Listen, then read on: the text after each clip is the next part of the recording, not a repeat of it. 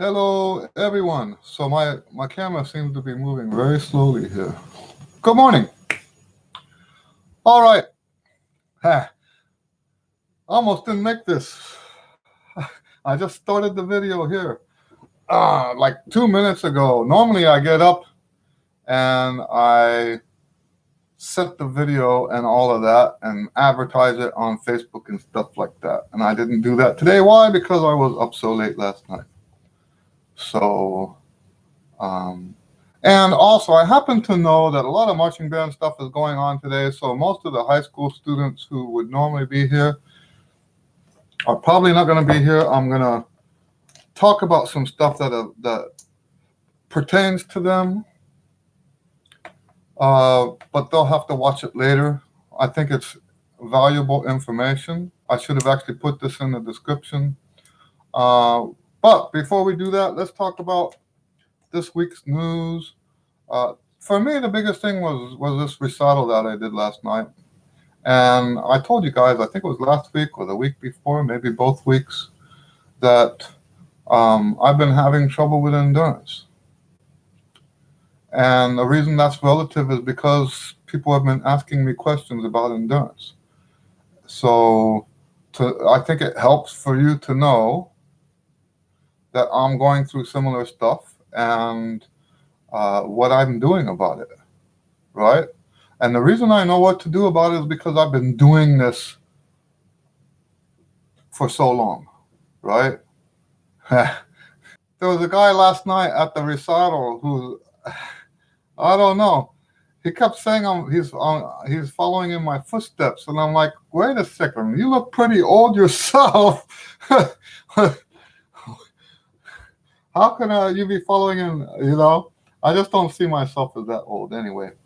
But yes, I've been doing this for a long, long time. So when issues of endurance come up, I know what to do about it. And there's this rest, get tired rest pattern that we go through to create strength.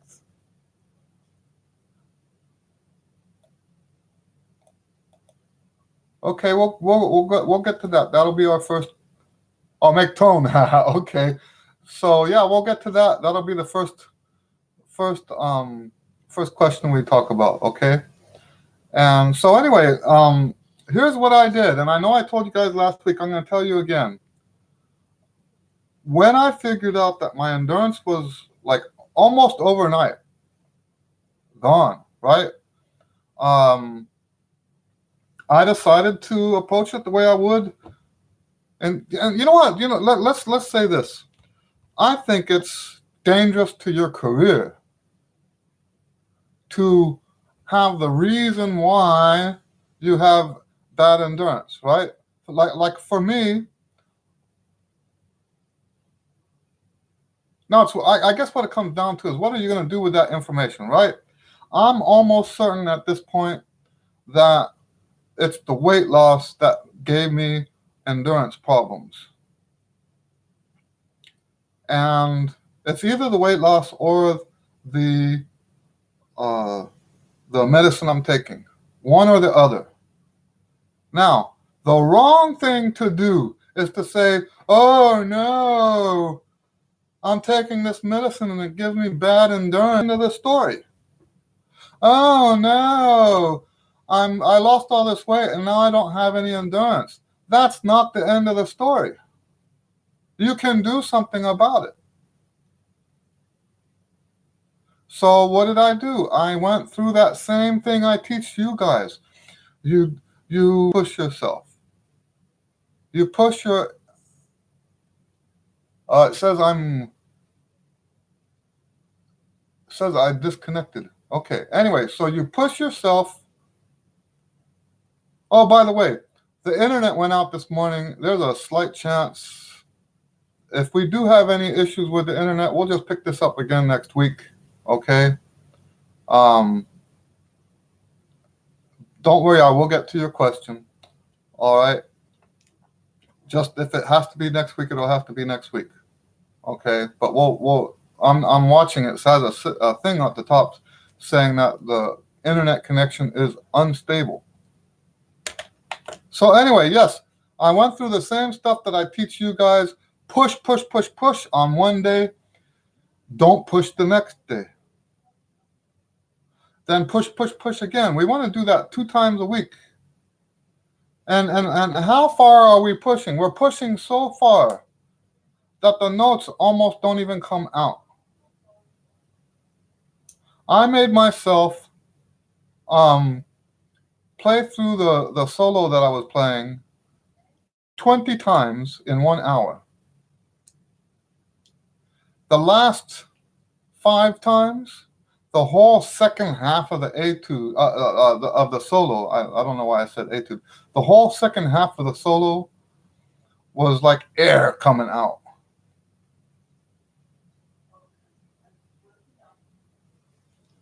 Because of my endurance. I kept pushing it, pushing it, pushing it. The next 2 days, I practiced only real low stuff.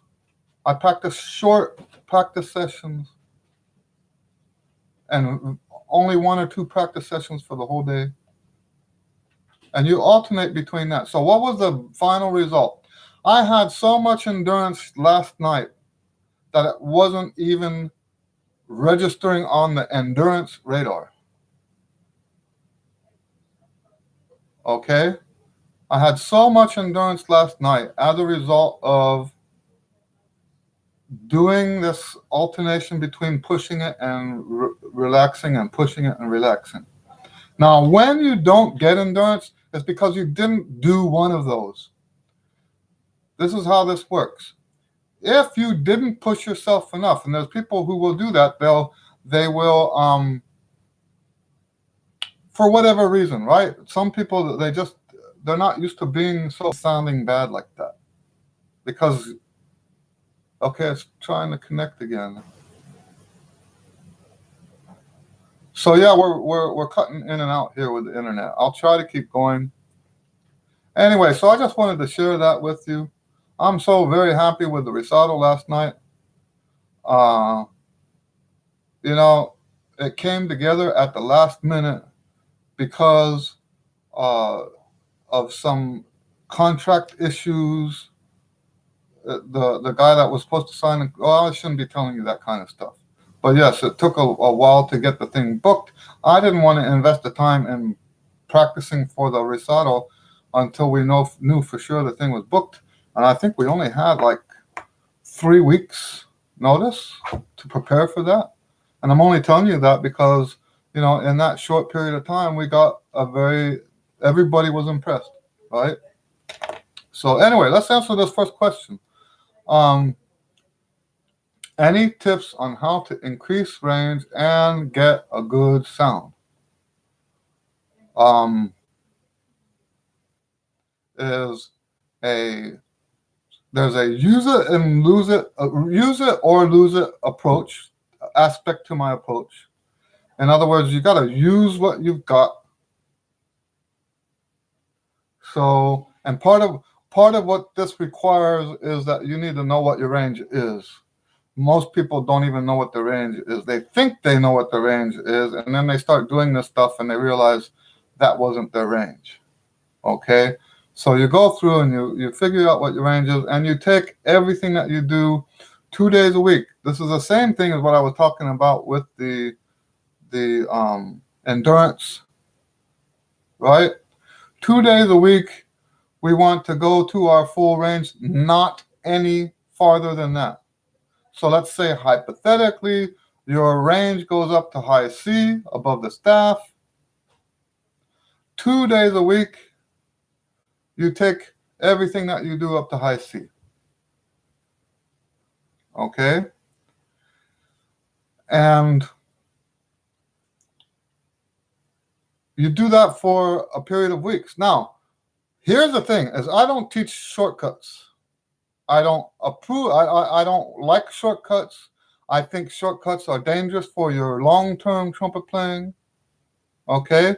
This approach that I have takes time. It averages about 6 months per range level. So per third. if you want to add a third to your range, it takes at least 6 months to do it this way. And most people, I'm gonna put this out there, right? Most people, when they say any tips on improving range, they're usually, and I'm not saying this is about you, Zumi, okay?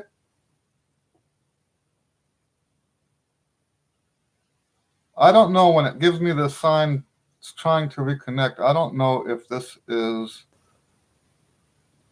picking up. Okay, now I'm back again. It keeps cutting in and out. I apologize about that. Anyway, what I was saying is most people who ask me about range want to know how do they get their range now.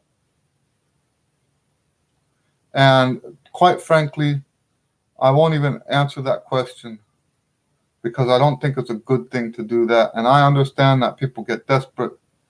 The contest is tomorrow, the solo day. I remember one time one guy asked me, how do I get to where I can play the Brandenburg Concerto, right? Brandenburg Concerto goes to the A above high C, if you're talking B flat notes, right? How do I get there in 2 weeks? And it's like, why are you doing that? Why are you doing the Brandenburg Concerto when you can't play those notes? Okay. Now, in the case of a lot of people with something, and that's the only, so it works that way. It works that way with all issues, right? People say, how do I learn to triple tongue? Well, why are they asking that? A lot of times they ask because the piece they have to play next week has triple tongue this. And I know that's like tough love, right? If and I don't know about you, Zumi. I'm just saying that's how people usually the reason why people ask me these kind of questions is because they want something. Now there are things you can do to get a little boost to your range real quick. So why don't I teach that stuff? I don't teach that stuff because it's I won't help you sacrifice your future as a trumpet player for some urgent contest coming up right now, right? You want to, I think it's actually better to take something down an octave in a let's assume this is like what we're talking about, a contest. It's better to take something down an octave and swallow your pride. That's what I thought. Okay. It says because you want to hit the high notes in region before the tryouts. Okay. Now, okay, tell me, are you in Texas, Zumi? Are you in Texas? Are you doing the Texas all region, or is it some other state? And then when you tell me what state you're in, also tell me what your current range is, and maybe we can talk. Because if it's close enough, maybe between now and the time that you get to region, you can do something about it. Okay, because if I'm not mistaken, B flat is the highest note. There's no high C. So if you've got a G, if your range currently goes up to G, then this is doable. Okay, this is actually possible. Okay, it's Texas. So how high? What's your range right now? And I said 6 months. Yes, trials are in December. That's right. So, what is your range? What are you comfortable with all the time?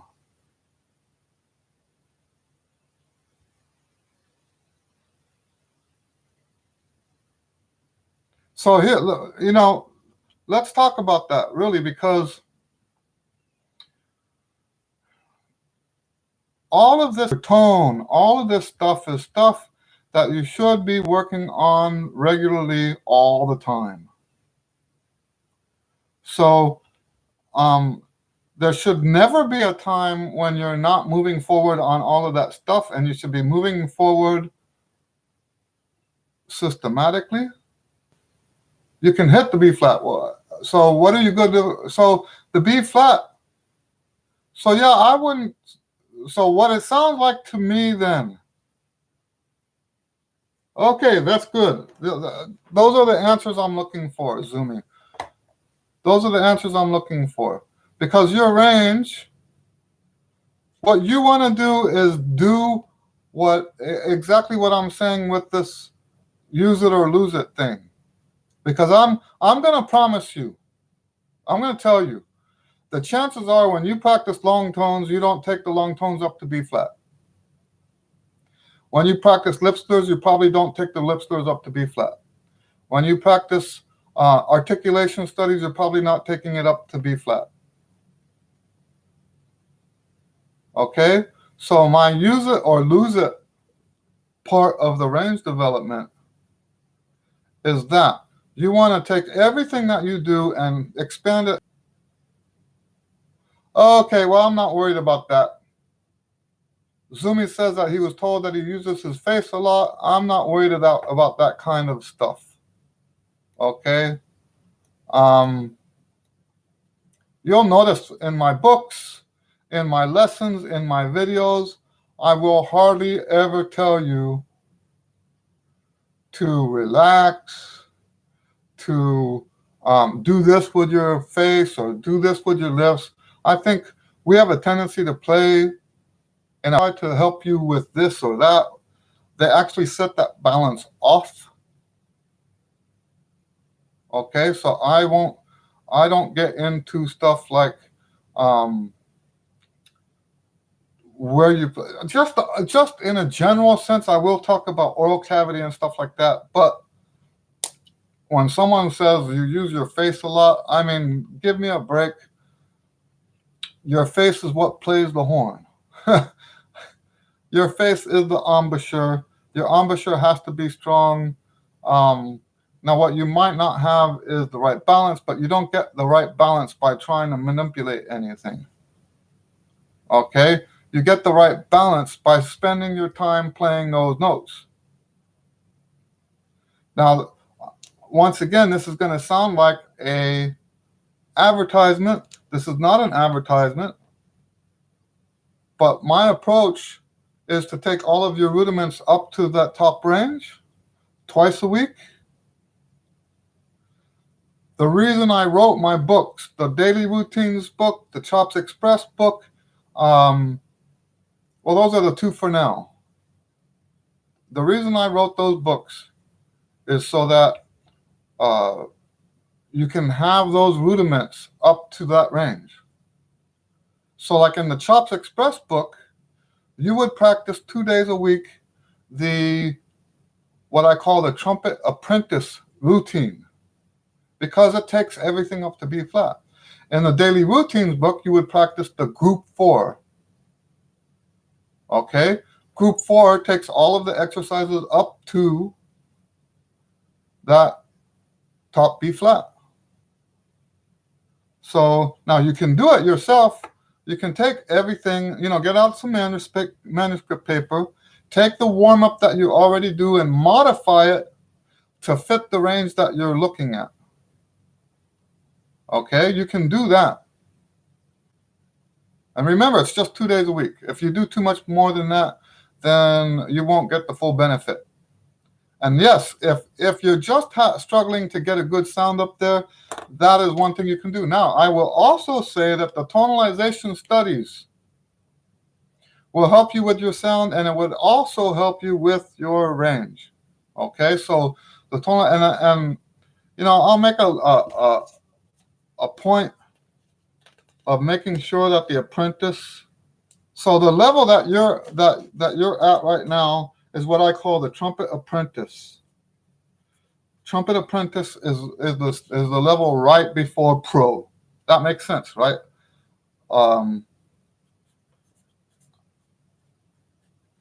I'm going to make sure that the apprentice tonalization studies get published. If they're not already published, I'll have to look. I believe we already have this. And so what happened was when we moved the music store to WordPress from the old system we had, we have to go through now and add all the products again. So the apprentice tonalization studies I do not think are up yet, but I will make it a point to get them up as soon as possible. And I'll tell you what, Zoomy, if you go to my website, eddielewis.com, and send me through my contact form, send me an email. I don't want to put my email out anymore because I'm getting like some terrible stuff through the internet. So go to my contact form, send me your email, and I will send you a notice when the tonalization studies are available. Now, the way the tonalization studies work, it's scale studies, 20 different scale studies that go all the way to B flat.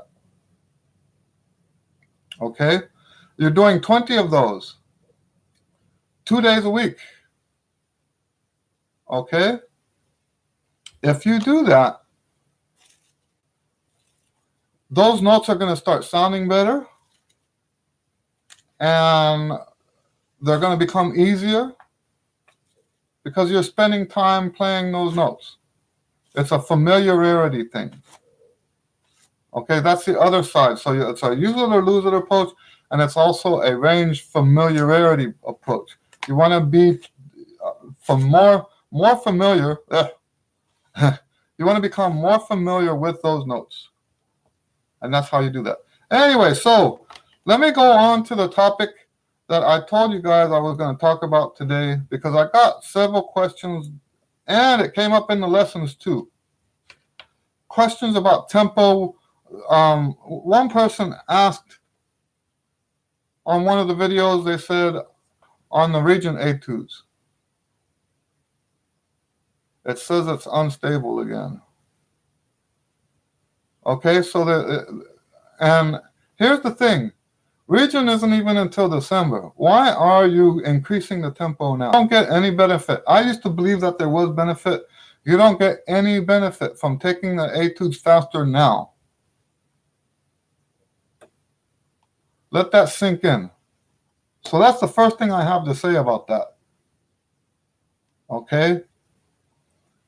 You don't, and when I say there's no benefit to taking the etudes fast, tempo, by taking the etudes fast, let's talk about, you know what I think it is? I think people equate speed, tempo on trumpet stuff. I think they equate that with speed and running. Okay? When you run, it's saying it's trying to reconnect. Okay. When you run, it's just the two legs going, right? You're doing the same activity, unless you're doing like an obstacle course or something. And that's a great analogy, right? Playing trumpet in a competition or something is more like running an obstacle course, not like running a sprint. Okay? There's stuff you've got to think about. If you go faster now, not only are you not helping your tempo in the performance, but you're bringing the quality of your work down. Because the faster you go, the less you can think about what you're doing. And whatever you do in your practice time, whatever mistakes you make while you're practicing, those mistakes are going to become habitual. Students to practice the etudes up to tempo until the 2 or 3 weeks before the audition. All right? And the reason for that, part of it is about getting faster tempo later, okay? Part of it is that. But more importantly, it's about accuracy. Because you know what? It's only high school students, relatively speaking, it's only high school students that think that you get points for going fast. There's no points for going fast. There's no points for getting, quote unquote, the right tempo. There's no points for that. I promise you that if you play the etudes correctly, trying to reconnect again. I'm going to go back and watch this video and see when it says recording, when it says that. If it is not recording, then that's aggravating. If you go in there and you play the etude fast and you have, what is my definition of sloppy? An average of one mistake, an average of one minor mistake per measure is what I consider sloppy. And what is a minor mistake? I'm talking about uncentered notes, out of tune notes, slightly off rhythms. Those are minor mistakes. I promise you that if you take it at the right tempo, but you play sloppy with all those minor mistakes, you will not beat the person who played at a slower tempo and did not play sloppy.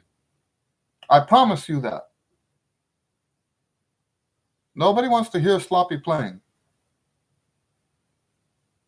So what you should be striving for, tempo should not even be a priority.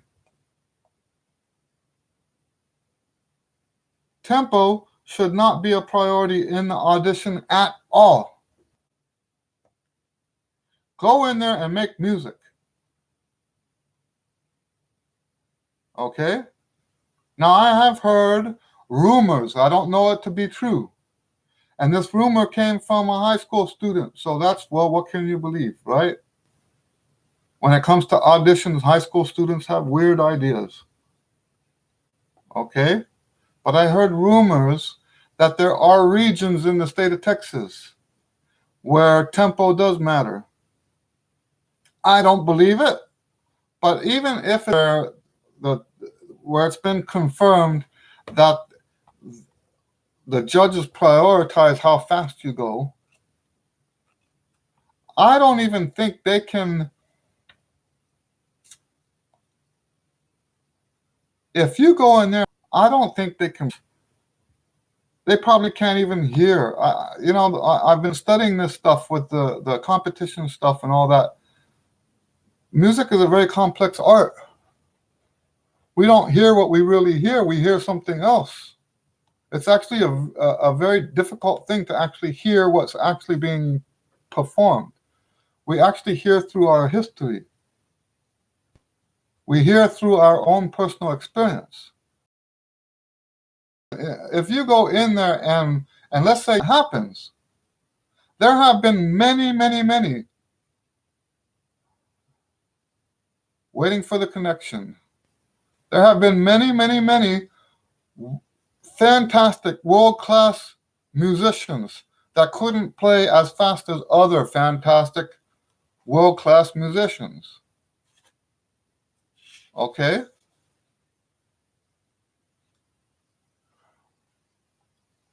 It says unstable connection again. Okay. One of the most famous stories about that is Miles Davis, right? Everybody says, oh, Miles Davis. Well, he himself always said that he was Dizzy Gillespie. Okay, does that make him any worse of a player than Dizzy? Let's not be ridiculous. Works. So let's say you go in there and, oh man. Let's say you go in there and you play in a way that really connects with the judges. Let's say you share your heart through your music and you make that connection with the judges. You tell me they're going to penalize you for playing slower. I mean, if you actually do think that, if you actually think people are going to penalize you for playing slow,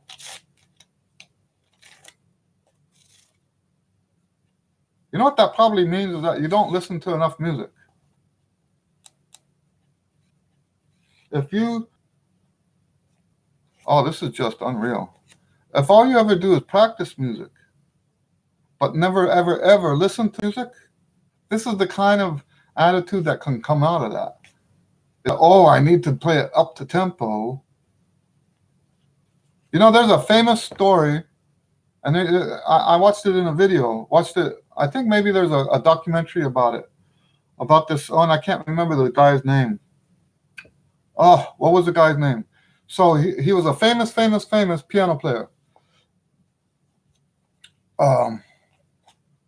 And he played with the New York Philharmonic when, what's his name, the composer was conducting, and they showed the beginning. He was doing like Brahms or something like that, and he actually flipped the tempo on the movements. He played the first movement very fast, and he played the first movement very slow, which is supposed to be a fast movement, played the second movement very fast, which is supposed to be a slow movement.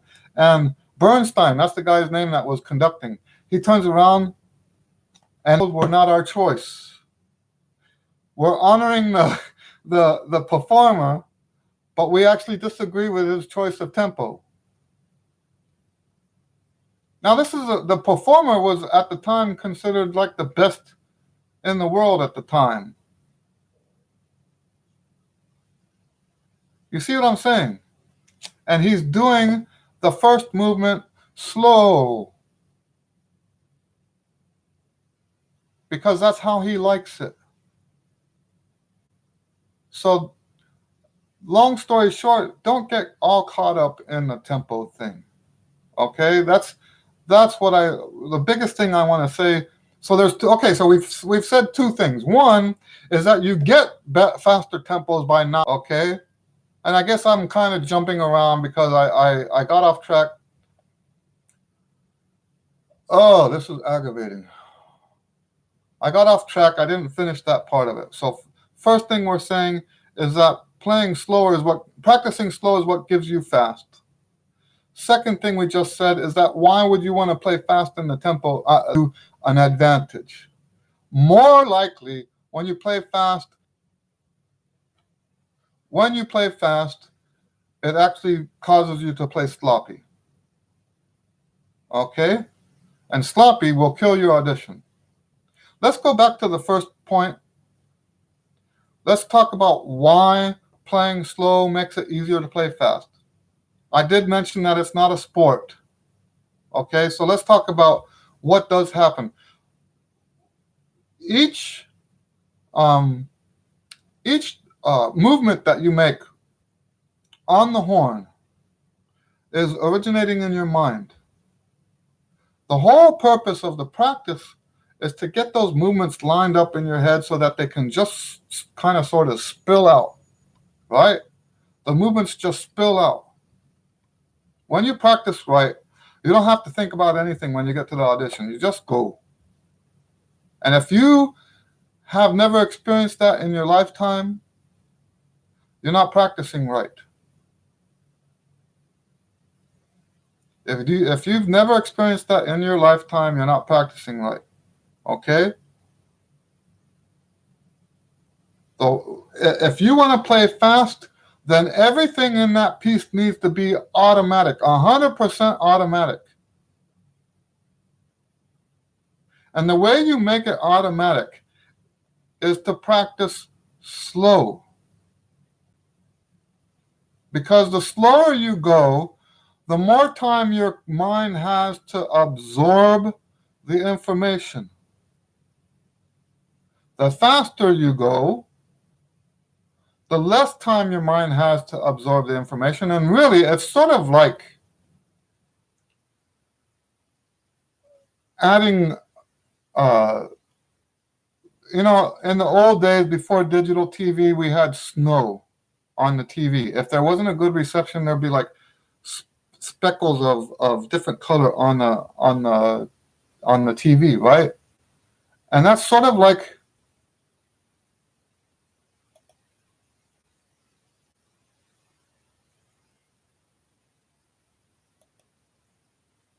sorry about that. Huh.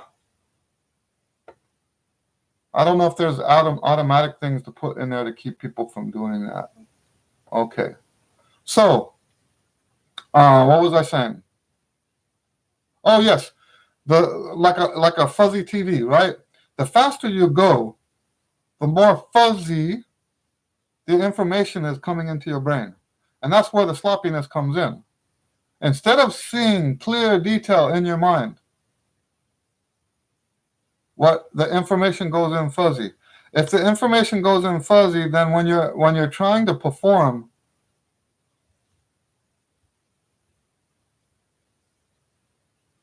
that's just unreal. I don't know why it's doing this. Okay. When the information goes into your mind fuzzy, when it's time to come and perform, there's like gaps in your mind. So it ends up, not only is it not automatic, not only are the notes that come out not automatic like they should be if you want to be able to play fast, but it's also some of that information is just wrong. Some of that, and that's where the sloppy playing comes from. Is you've got in the data world we would call it dirty data, right? If I'm not mistaken. So you got dirty data going into your brain because you tried to do it so fast.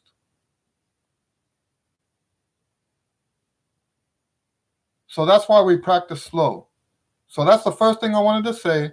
Practice slow to be able to play fast, and you hold out until about you play fast. And if 2 weeks is not long enough to get the tempo up, then you shouldn't be playing it at that tempo. And there's nothing to be ashamed of like that. Okay? There's nothing to be ashamed of for playing slower, and it's not going to cost you points. If you think playing fast gives you points and playing slow takes away points, you need to watch my video about competitions. All right, so I'll answer your question in a little bit. So there's one more thing I want to talk about, and that is, how do you get the tempo up? Now, we kind of answered that already. The best way to get the tempo up is to just practice slow. Now, the only problem with that is that maybe you've never played anything fast before in your lifetime, and you don't know what that feels like. Now, almost everything that you have to play, you'll be able to play fast, right? Almost everything. There are just certain things, like, for example, in the second etude, if you're Texas TMEA, the second etude has that one measure. I think it's the hardest measure in all of the region music this year. It's got the 6 tuplet in it.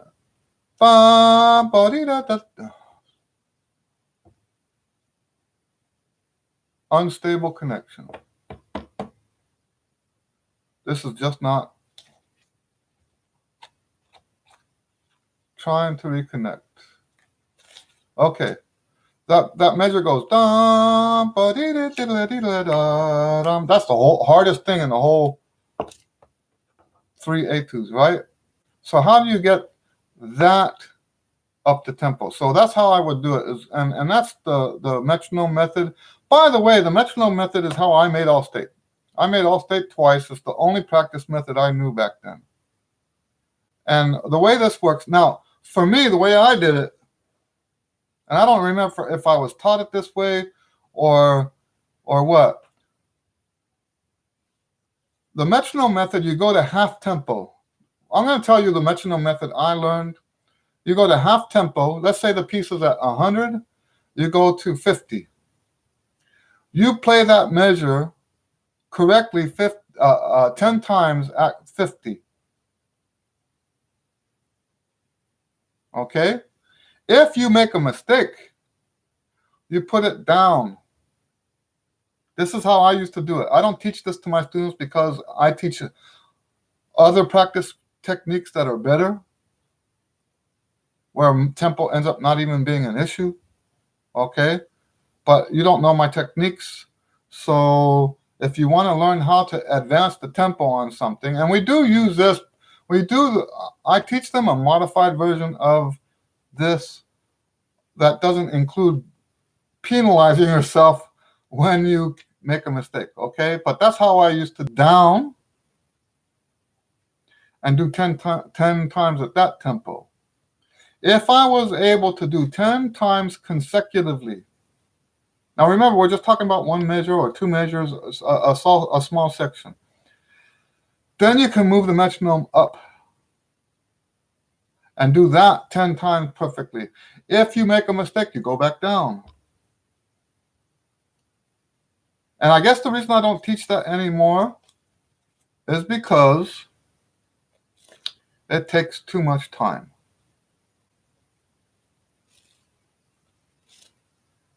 It takes so much time to practice that way. The technique that I use now, the benefits, it's amazing how well you can play after that. But I believe that the way I teach now is even more amazing and doesn't take as long as doing that method. Okay, but that's what you do. Is if you're specifically trying to learn how to increase the tempo, then the metronome method is the best way to do it. Half tempo, 10 times, turn the notch up 10 times, turn the notch up 10 times, and keep doing that until you get to your desired tempo. It's that whole hot frog thing. One is that you don't get by practicing fast. Two is that you don't need to play fast in the performance anyway. Swallow your pride. Don't let your ego play the trumpet, you know. And then three, if you do need to up the tempo, which I don't recommend, the metronome method is the best way to do that. Let's look at the next question. Who decides what piece is played for region? Well, they have a process. I don't know exactly who it is. I don't know if it's the same person that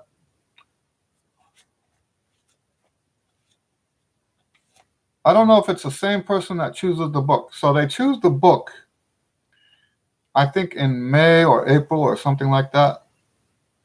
And they advertise that. They tell everybody what the book is. And then somebody is selected. It's a single person, I believe, not a board. It's a single person. Someone selects the etudes out of the book. And I believe that person is chosen by a board. Usually it's a college professor. Okay? So I'm assuming you're talking about regular region, not the jazz stuff. I don't know how the jazz stuff works, even though I'm the one that wrote the music this year. I know who I send it to, and when I think there is like a committee or something, because whenever he asks me to make edits, he says they would like this and they would like that, and so I think there is a committee that chooses out of the etudes that are sent to them. I treat it competitive person.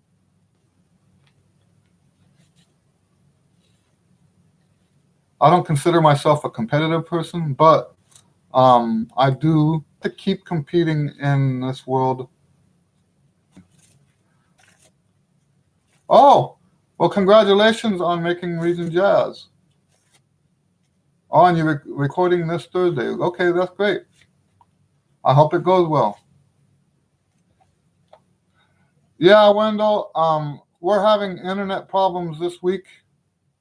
I was almost uh, right before we were supposed to start. I told my wife I'm gonna have to go because I don't get cell coverage here at the house, and the internet was out, and I was gonna go to the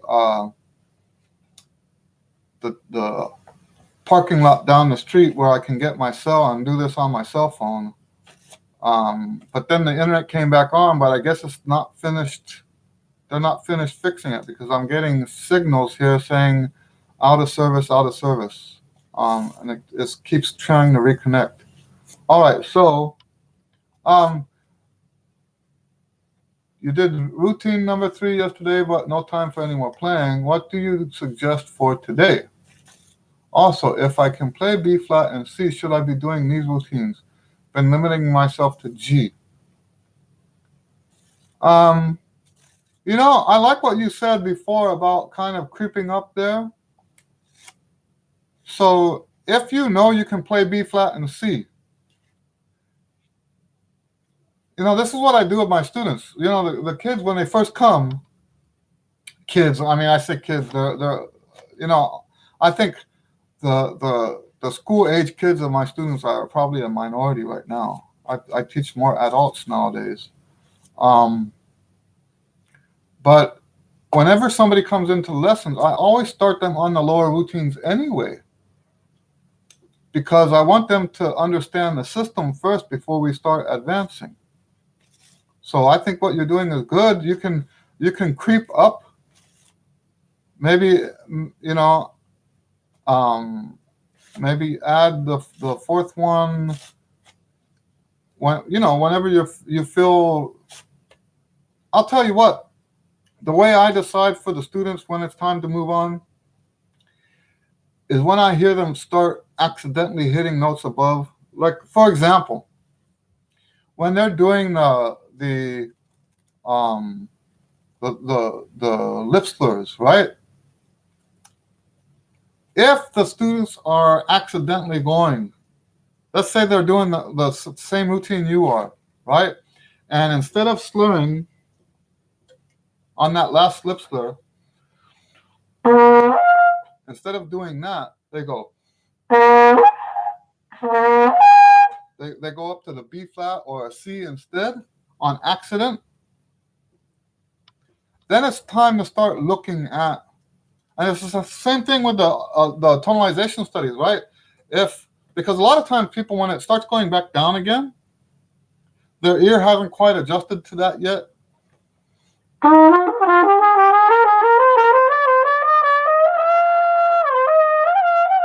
It's right, so that they start going up when the notes are actually going down, and their fingerings, I can see in the fingerings they're doing the down, but their lips are going up. When I hear stuff like that, so it's amazing, right? Because they're going up, they think they're going down, and they're getting this like beautiful sound on these notes that are above the the range that the etude's written, the routine is written for, right? So that's how I pretty much figure out when it's time to move on, is when the cracked notes, and you can also go by how strong some of the notes are. So like singing out and it's beautiful and all that stuff, and you can just see and hear in the notes just how much more is there. And maybe that's just from teaching so long that I can kind of hear that. But yeah, that's what I'm looking for. Is it's sort of, what it really is like. It's sort of like a butterfly in a caterpillar in a cocoon it's like outgrown, or a crab in its shell, right? It's just outgrown that shell, and you can just see it splitting, right?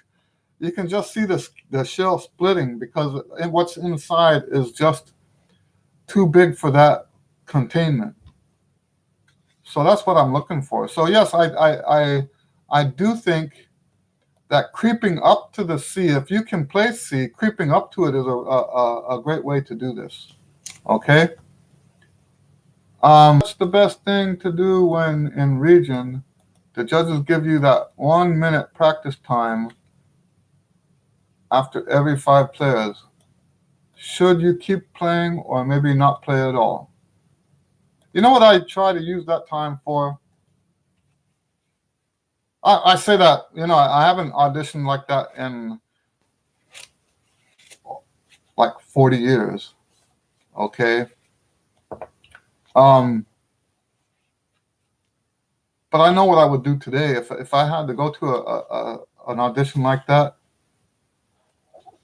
I would probably play the slowest, most deliberate stuff I have. For example, the Schlossberg exercise, right?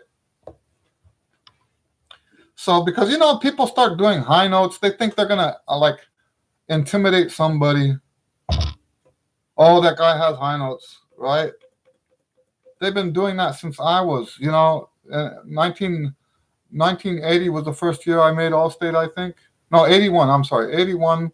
And they were doing the high note thing back then and playing loud and doing stupid stuff back then. And a lot of times I think they're trying to like psych to do.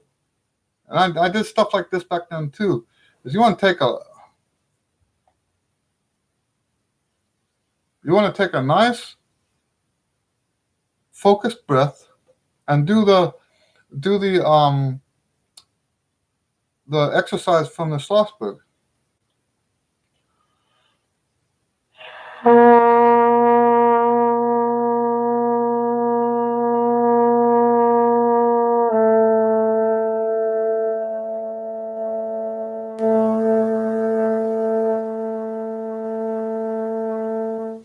Very soft. Then take the horn off your lips. Do the next one. And everything is very slow and in control because what's happening around you is chaos, right? Musical chaos going around you. And that's not where you want your head to be. You want to be focused. You want to be in control of your own person, right? So very slow motion. You take that breath, take the horn off your lips, and go to the next one.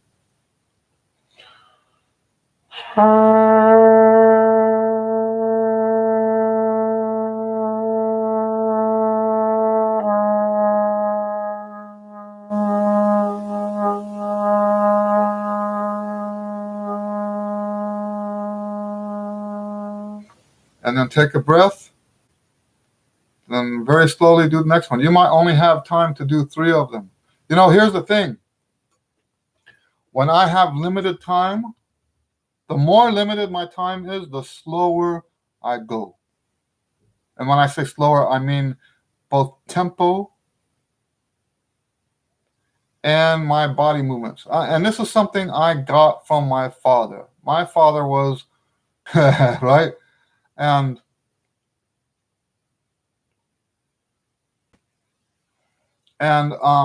he had this uncanny way. The more desperate the situation became, the more focused he became.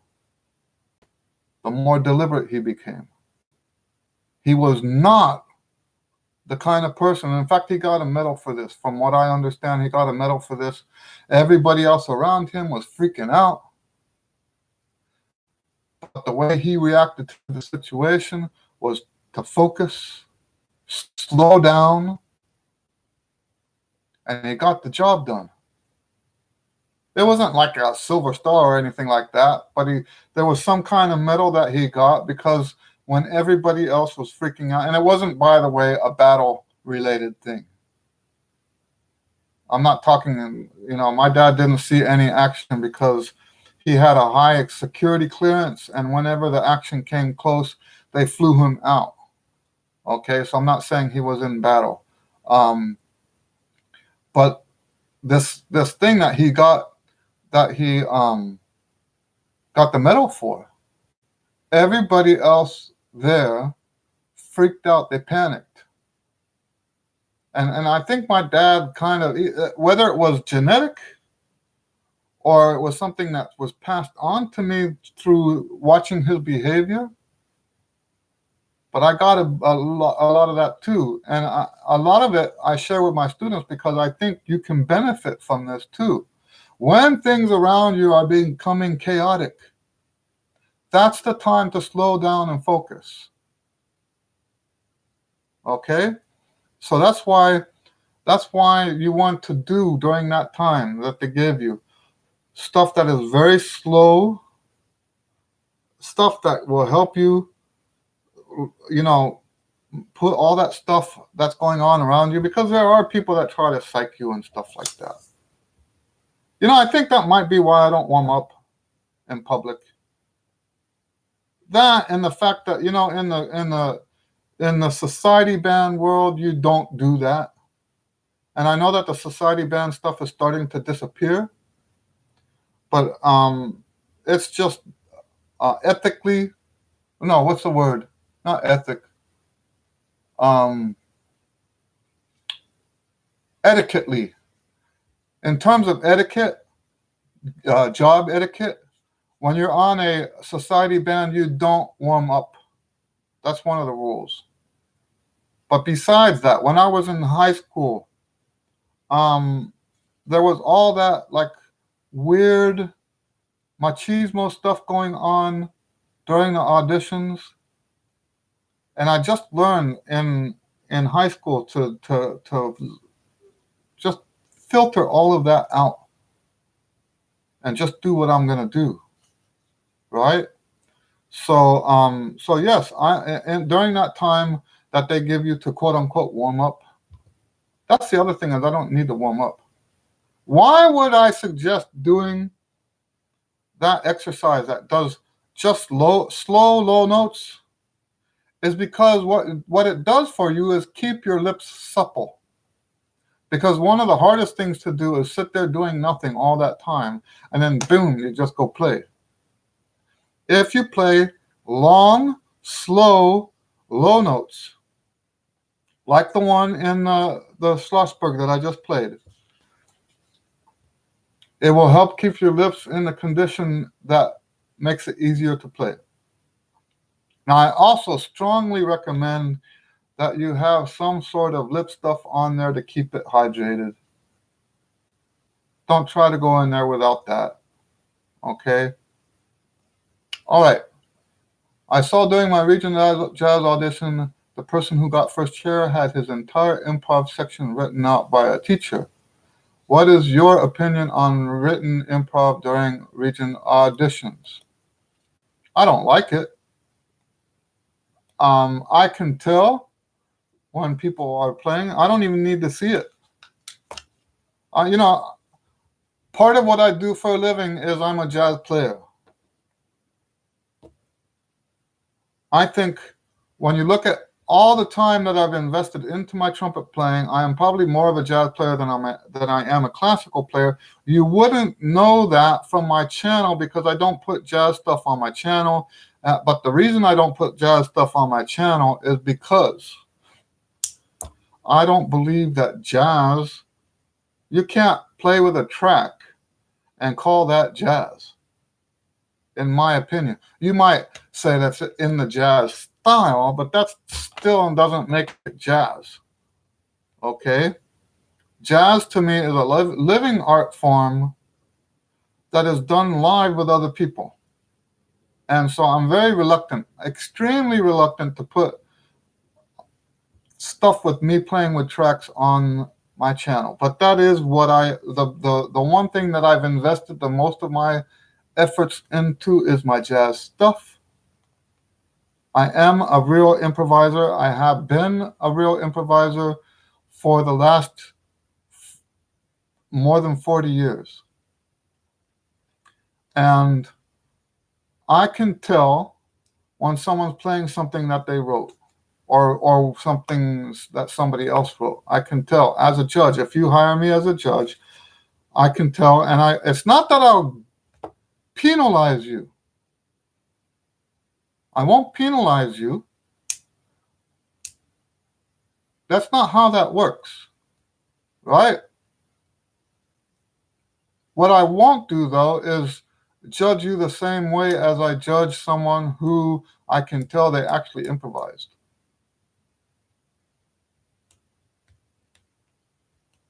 Okay? I hope that makes sense. I can't speak for other judges. If you haven't seen my videos about the TMEA audition process or my competition in music video, I strongly encourage you to watch that, because whatever my opinion is on this doesn't really matter in terms of how the judging stuff goes. Now, I was told by one of my students that they're not even allowed to have the changes written out, like stuff written on the they're only allowed to have that sheet that's distributed. So I think there are different rules for different regions. Some regions will not even let you have that paper on the stand. So then you play, but see, it's the same thing. What if you have it memorized though? You know, that said, I don't have a problem with memorizing solos as long as that's not the solo that you're playing, right? You memorize a solo as an educational tool, but don't try to play that in the audition. You know, that said, I actually believe that the reason I didn't make all region jazz, I made all region jazz almost every time. I mean, all state jazz when I was in high school, is because I was improvising and everybody else was writing their solos out. So let's talk about that aspect of it. If you have no intention of, now we're not talking about the audition now, we're just talking about you as an individual and what's best for you. If you have no intention of ever playing music again after you get out of high school, then I say go ahead and play a memorized solo, or go ahead and read a solo that someone wrote out for you. Okay? Now, we're not talking about what's good for the audition. We're talking now about what's good for you. Okay? If you have no intention of playing after high school, then go ahead and play. And when I say playing, I mean playing jazz, being in the jazz band. If you don't want to be in your college jazz band, if you don't want to play jazz for the rest of your life, then do the written thing. If, however, you would like to someday, and this is what happened to me, right? I made the decision. I knew that it would hurt my chances to make All-State on jazz, but I chose this anyway because I knew that I would be doing it the rest of my life. Okay, so I chose to improvise anyway. Even though the competition was all playing written stuff, I chose to improvise because I knew this is something that was going to be good for me in the long run. You know, back when I was in high school, I was playing jam sessions and stuff like that. I was actually active as a jazz player all the way in high school. So it's, you know, I think there's a difference from what people are doing today. My range is capped out at a strong double G. I've noticed that in my entire high school career that there's usually no note written in the charts higher than a double G in jazz or classical. So does it make sense to try it and learn those higher notes, or would it be better to solidify those notes from double G and below? Well, I think you just answered your own question. Look at what you just wrote. As far as I'm concerned, if they're not solidified already, then you don't have a range up to double G. Okay? If those notes are not solidified already, then you don't have a range up to double G. And no, you should never move on from one range to the next until you have. So that's what I was saying earlier about range familiarity, the use it or lose it approach. So You're welcome. Um, so yeah, you know what I would recommend for you. Um, and I'll have to look and see if I'm sure I've got it somewhere. I'll put that on the list too. That tonalization study for that range. Um, I don't mind actually saying. So what I was saying earlier, I don't know if you heard the earlier part of this video. My books are set up to help people like you because it gives you material that actually uses that range. You're not going to get that from the Arvin book. You're not going to get that from Clark. You're not going to get that from any of the staples. You might get that from some of the other more modern books, of course. But the way my system is set up, it's set up in a way that you're using exactly up to that range. Okay, here's one of the things that's different between my system and the famous systems. The famous systems all try to creep more, creep more, creep more, creep more, creep more. They all try to keep pushing you on to that next range. Mine doesn't do that. Mine, we want to camp out on the range that we've already got.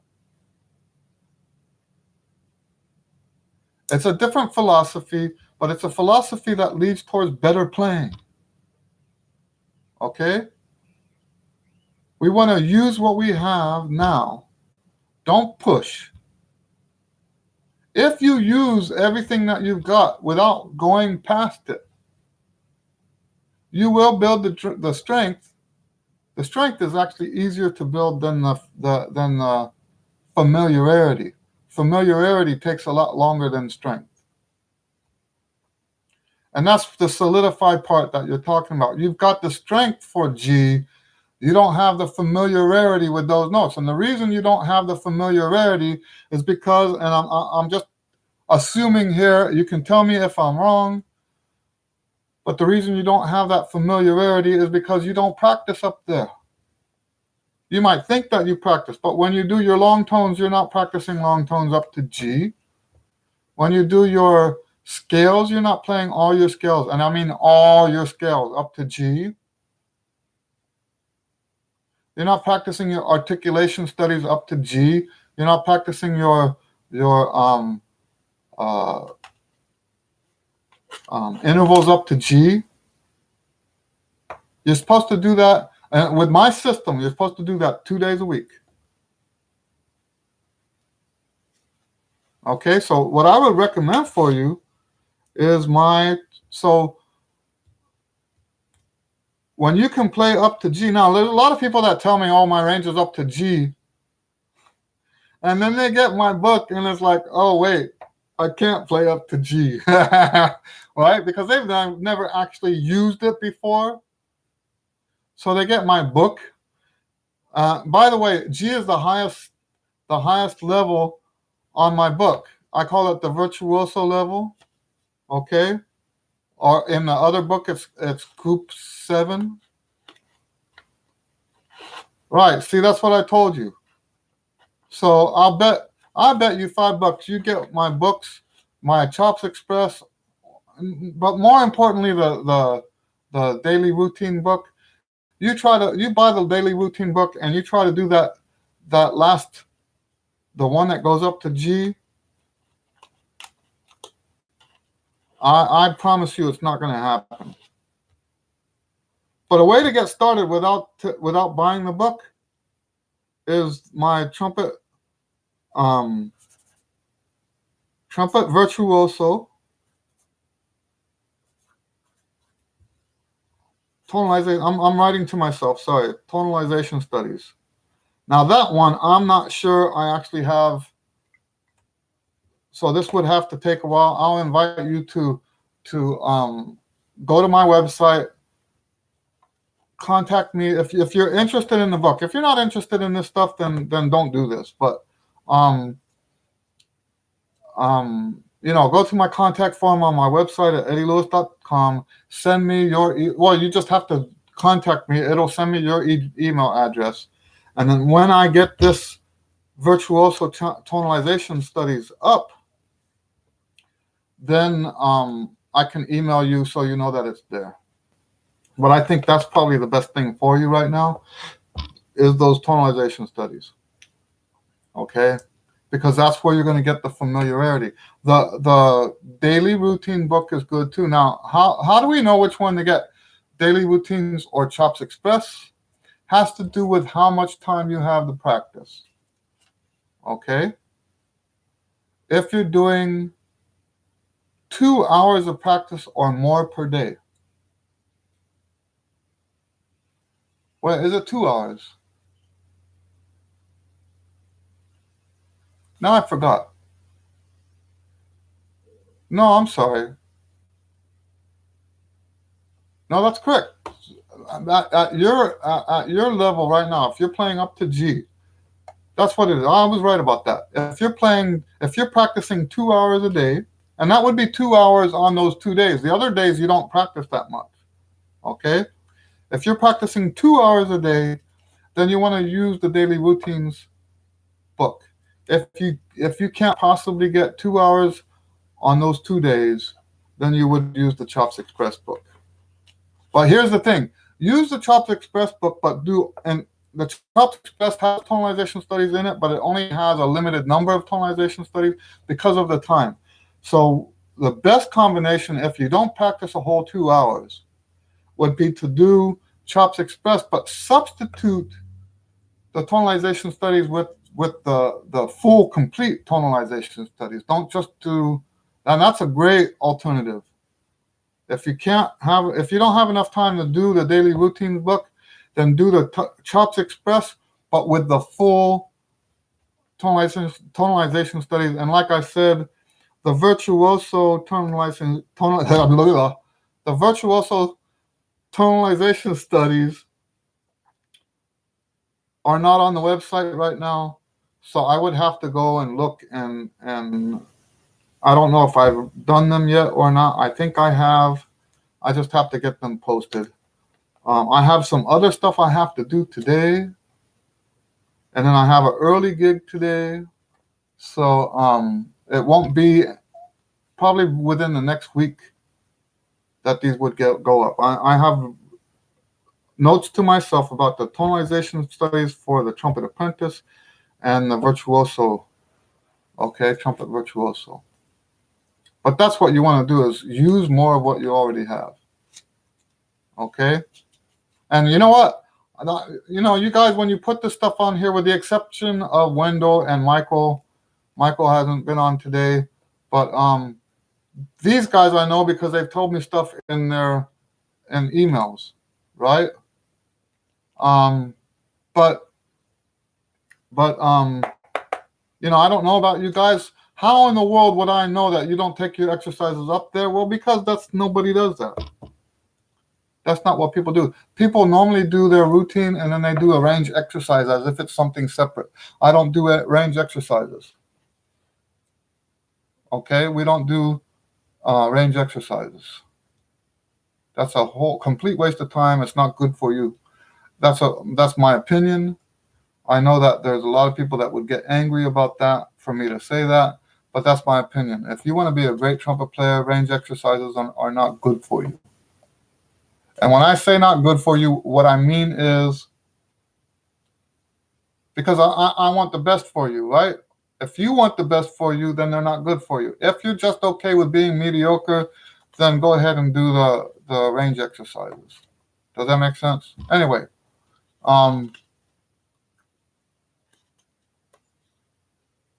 so during my audition, I was scared to do it. Then I keep messing up so bad. Only on the first etude and the second and third were pretty good. So you're talking about the jazz one, I'm assuming, because Region hasn't started yet. So this would be Region Jazz, I'm assuming. So you're saying that you got stage fright. Stage fright is a complicated thing. because there's a lot of stuff that can cause you to have stage fright. I can tell you what it was for me in the beginning is I think I was too judgmental of other people. Okay? Now, I'm not saying this happens to everybody. If you, and it's biblical, right? It's in the Bible. However you judge other people, you're going to be judged back. So if you're sitting there, the worst thing you can do during the audition is sit there and say, well, that guy's horrible, and that guy's horrible, that guy's horrible. If you sit there like that, what are you going to do when you start making mistakes? So that's that biblical principle in play. This is one of the reasons why I am a Christian, right? I mean, Christians don't like it when I say it like that. But I actually see this stuff every day. I actually see the truths of the Bible every day because it's happening in our music. Okay? And the Bible says, if you judge other people, you will be judged yourself by the same measurement. Whatever measurement you use to judge them, you're going to be judged yourself. And I see this in the auditions. I see people sitting there judging all the other players. And then they don't understand why they get so upset. I mean, so nervous when they're playing. Well, you just created that for yourself. And I'm not saying that's you because everybody. So there's so many different ways that stage fright kicks in. There's so many different ways. It's one of the books I'm going to be writing because this is something that I battle with myself, and and then because I did fix it myself. I shouldn't say fixed it myself. It was actually a religious thing. There's no myself to it, okay? This is actually something that the Holy Spirit came into my life and just showed me stuff, okay? But after this happened for me, I'm now able to help my students. And the experience that I have with my students, I realize that some of these aren't having the same problem I had. Okay? They're not having the problem with judging other people. So what's happening with them? So there's a whole bunch of things that can cause stage fright. One of those. So I think this one is the most common.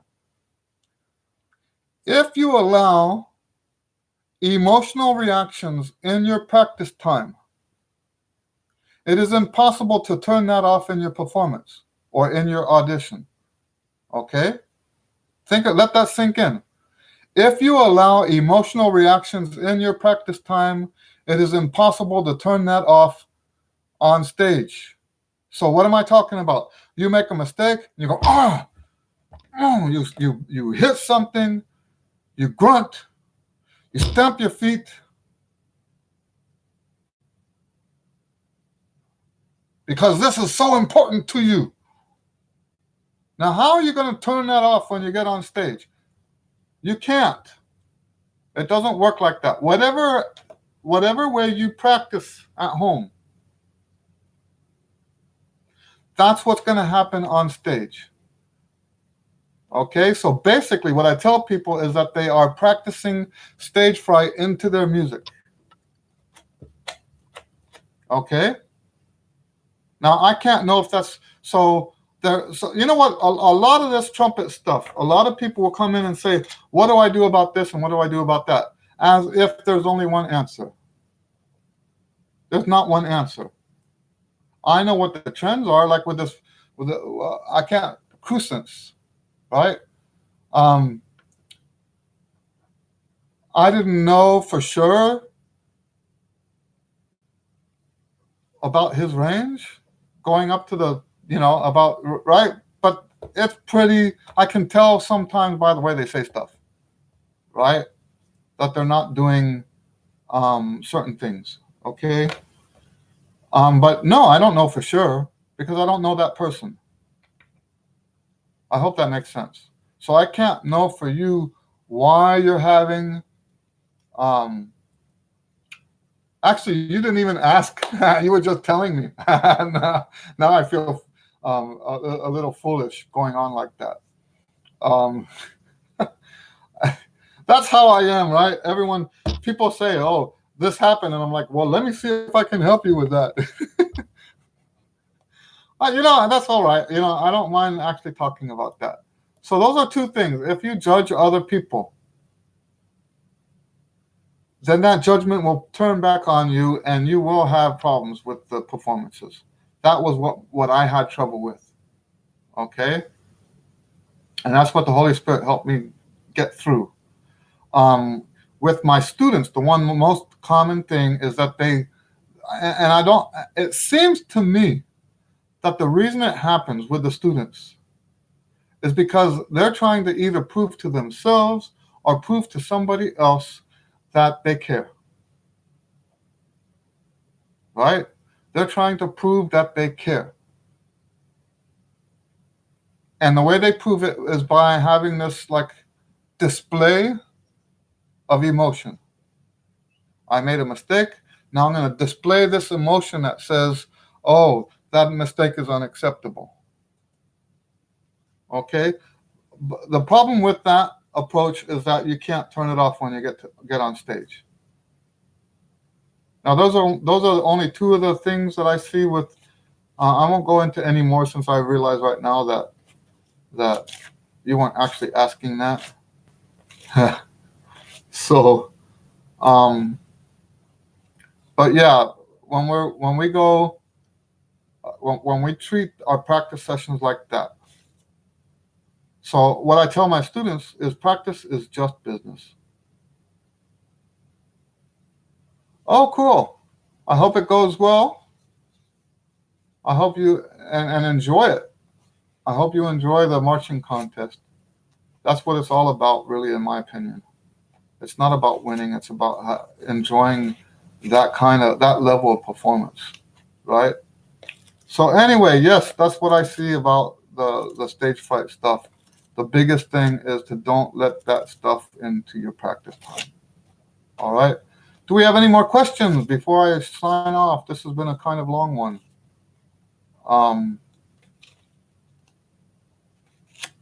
I'll give you a few seconds if anyone has any questions to ask.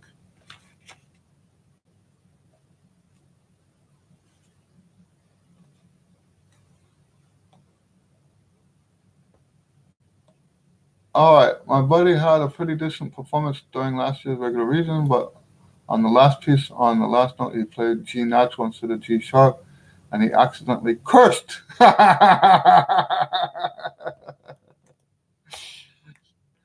Loud enough for the judges to hear. I ended up getting near last chair. Do you believe his cursing affected? Yes, I do. His cursing affected his chair placement because, in my opinion, he played good enough to make. That's correct. That's correct. Yes, if you cuss, I had that happen to me one time as part of my cussing story. The judge, it wasn't all region. It was solo ensemble. The judge, he ended up becoming my teacher after this, but I got so nervous on stage, and you got to understand, I had never cussed in my life before.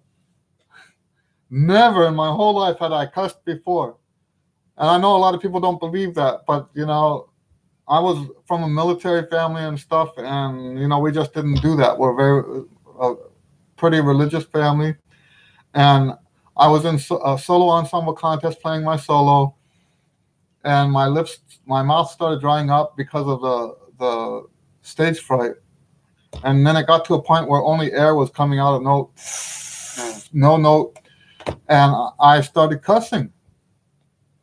It was under my breath, but the judge could hear it. And on my score, on my sheet, he says, I would have given you a 5, but it doesn't go that low.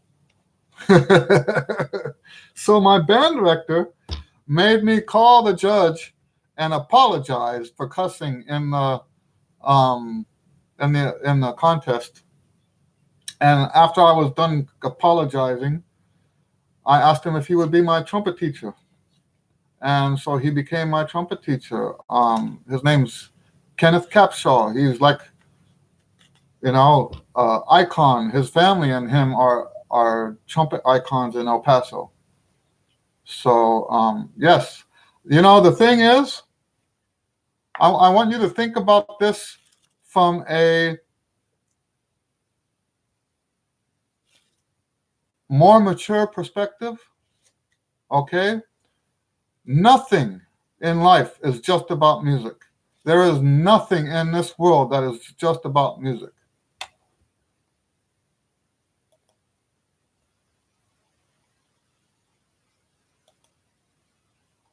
Okay? Nothing in this world. When they have these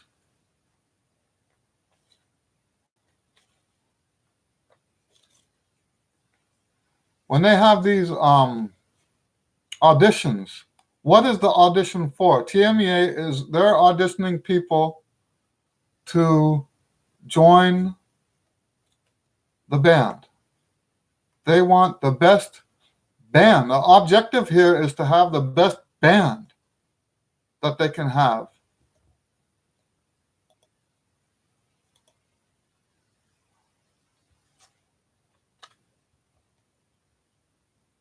Okay?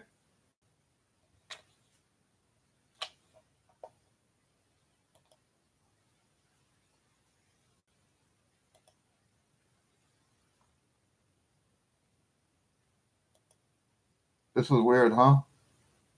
All right. So their objective is to pick the best players for that band. If you don't have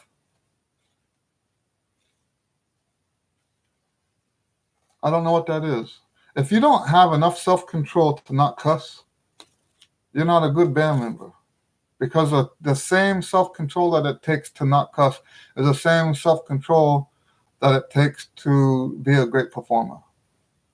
Okay? It's never just about the music. It wasn't that note.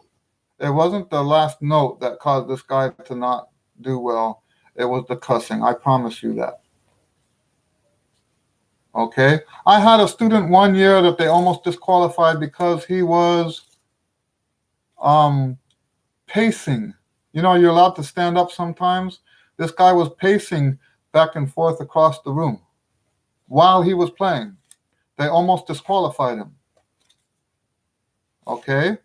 Now, I think that was a little bit much, but still I understand it.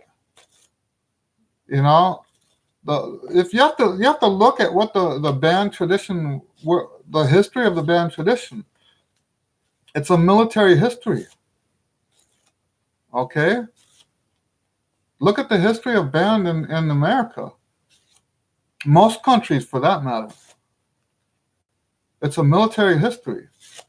And the reason for that is because playing in band, playing in any ensemble requires discipline, self-discipline, right?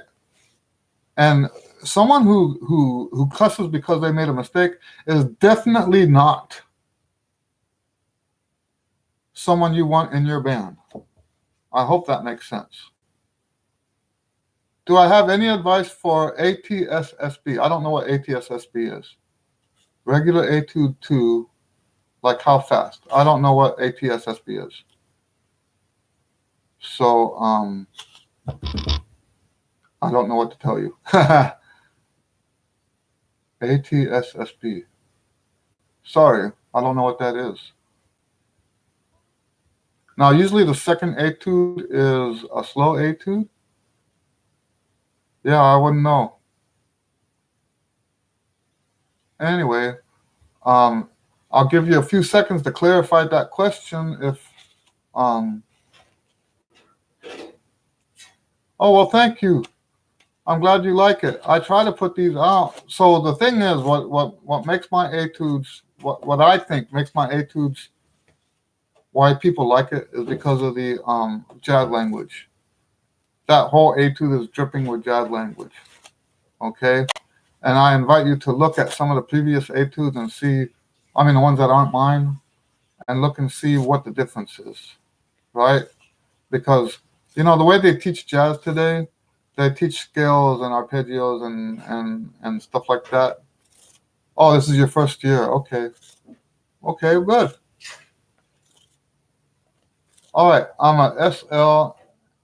SL. What's a SL? And in my senior year, and trying to make section leader. I get it. Trying to make section top notch, but it's come to my attention that a lot of my freshmen have that closed teeth tone. Also, they don't play loud at all, even. So in our marching show, there's literally a trumpet solo feature. How do I approach improving their sound and confidence? I actually believe the most important thing in what you're talking about is to create a culture of listening. Get your fellow trumpet players to start listening to trumpet music. I have a page on my website. Let me put the link right now.